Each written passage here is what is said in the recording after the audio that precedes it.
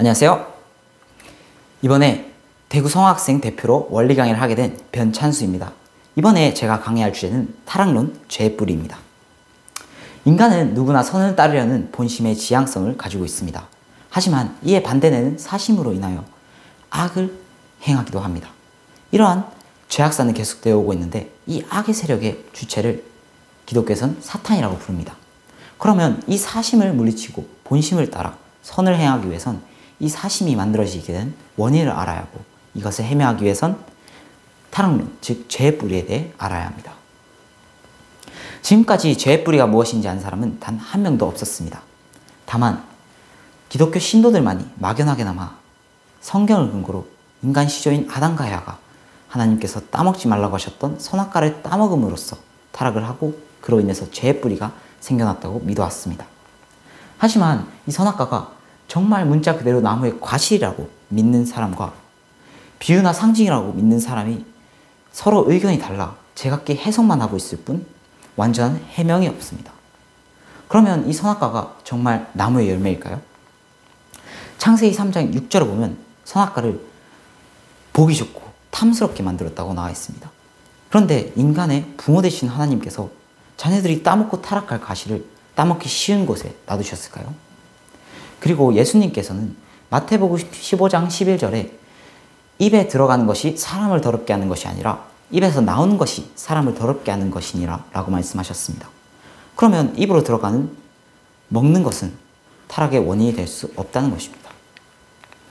그리고 원죄는 인간 시조로부터 내려오는 것, 즉 혈통으로 내려오는 것인데 어떻게 먹는 것이 원죄를 유전할 수 있겠습니까?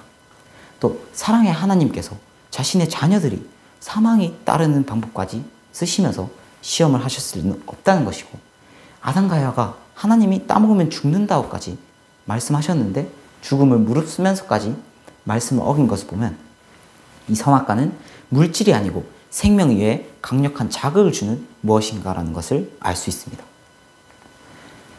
성경의 많은 중요한 부분들은 비유나 상징으로 되어 있습니다.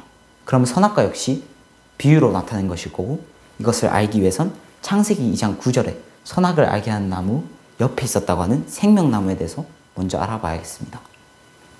성서에 의하면 타락 인간의 소망은 생명나무 앞으로 나아가 생명나무를 이루는 데 있다고 나와 있습니다. 그리고 잠언서 13장 12절 이스라엘 민족의 소망국, 요한계시록 22장 14절에 기독교 신도들의 소망 역시도 생명나무 앞으로 나아가는 것이라는 것을 알 수 있습니다. 또 창세기 3장 24절에 아담이 범죄를 하였기 때문에 아담이 생명나무 앞으로 나아가는 그의 길을 하나님이 화영검으로 막았다고 기록되어 있습니다. 이것을 봤을 때 타락 전 아담의 소망 역시 생명나무 앞으로 나아가는 것이라는 것을 알 수 있습니다.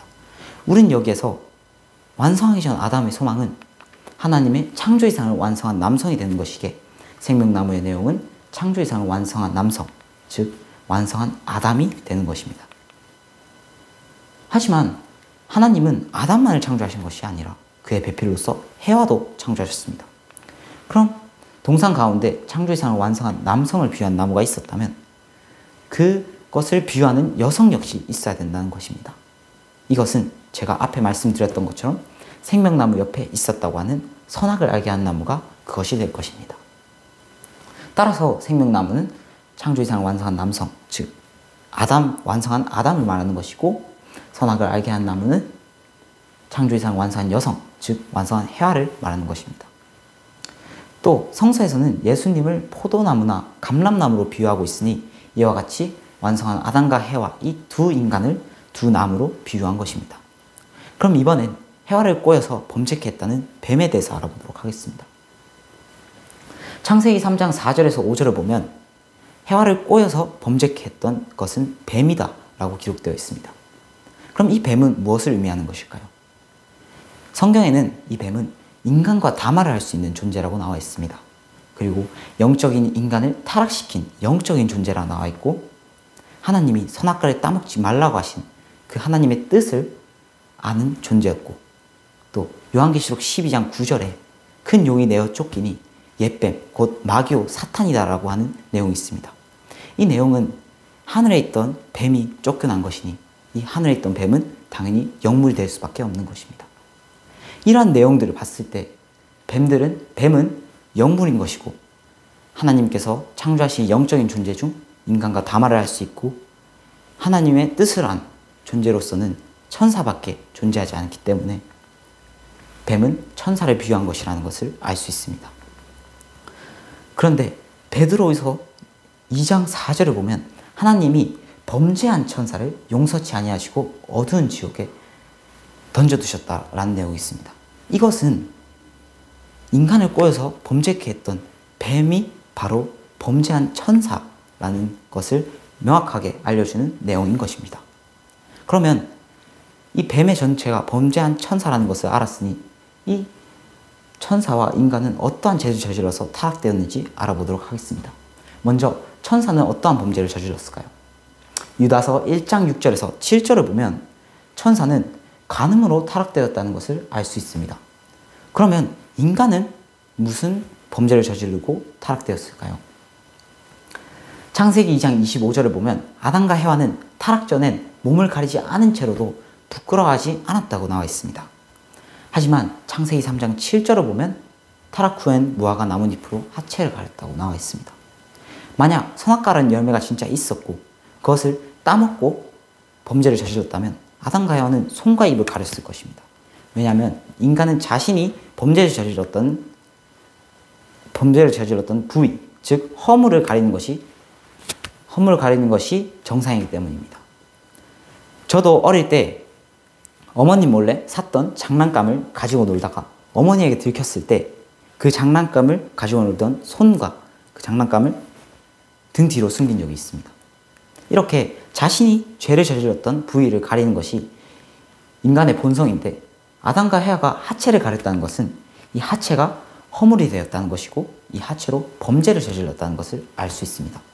하체로 범죄를 저질렀다는 것, 어느 정도 짐작은 가지만 조금 더 자세히 알아보도록 하겠습니다. 성경에선 선악과를 따먹음으로써 인간이 타락되었다 말씀하셨습니다. 그러면 선악과는 무엇을 의미하는 것일까요? 네, 선악을 알게 한 나무는 완성한 해와를 말하는 것이기에 선악과는 해와의 사랑을 말하는 것입니다. 해와는 하나님을 중심한 사랑으로서 선의 자녀를 번식해야 하는 것인데 사탄을 중심한 사랑으로서 악의 자녀를 번식하고 만 것입니다. 그러니 해와는 선의 자녀도 맺을 수 있고 악의 자녀도 맺을 수 있고 이렇게 선과 악과 둘 다 맺을 수 있는 그런 존재였던 것입니다. 그러니 그의 사랑을 선악과라고 하신 것입니다. 그러면 이 선악과를 따먹었다는 것은 무엇을 의미하는 것일까요? 네, 그것은 바로 사탄을 중심한 사랑으로서 선과가 아닌 악과를 먹고 악의 혈통을 번식한 것, 즉 사탄과 혈연관계를 맺었다는 것을 의미하는 것입니다. 그럼 우리는 여기에서 이 질문에 대해서 이제 답할 수 있습니다. 타락하기 전 인간 세계에서 인간들은 뻔히 죽을 줄 알면서 저지를 수 있었던 행동은 무엇이었을까요? 그것은 사랑 말고는 없다는 것입니다. 그리고 이 사랑은 하나님의 창조의 선을 완성할 때 무조건 필요한 것입니다. 그러니 이 사랑은 가장 귀하고 거룩한 것인데 이 인간은 이 사랑이 귀한 것을 모르고 그 행동을 천시하였기 때문에 이 사랑이 결국엔 타락의 원인이 된 것입니다. 결국엔 인간은 사랑으로 인해서 타락을 했고 불륜한 혈연관계를 맺음으로써 죄의 뿌리가 생겨났기 때문에 원죄는 자자손손에게 유전되어 온 것입니다. 그리고 그 죄를 벗어나기 위해서 많은 종교들은 간음을 가장 큰 죄로 규정해 왔으며 스님과 신부같이 금욕 생활을 강조해 왔던 것입니다. 이러한 내용들을 봤을 때 죄의 뿌리는 음란이라는 것을 알 수 있습니다. 그러면 재림하시는 메시아는 이 음란이라는 죄의 뿌리를 근본적으로 해방하셔야 되는 것입니다. 그리고 재림 메시아뿐만 아니라 우리는 이 죄의 뿌리의 근원을 알았으니 음란이라는 죄의 뿌리를 함께 이겨나가고 선의 방향으로 함께 나아가야겠습니다. 함께 나아갑시다. 지금까지 저의 원리 강의를 들어주셔서 감사합니다.